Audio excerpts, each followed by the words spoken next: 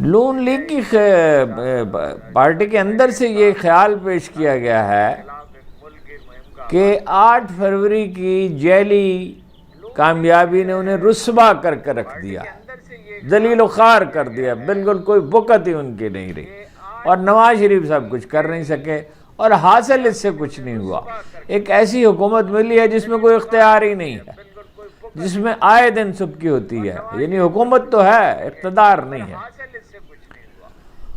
اور لوگوں نے ووٹ تو دیے ہی نہیں،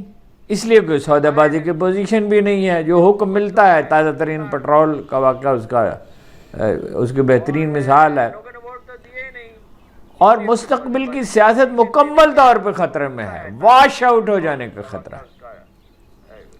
بیرون ملک کہیں سے مدد نہیں مل رہی، چین اور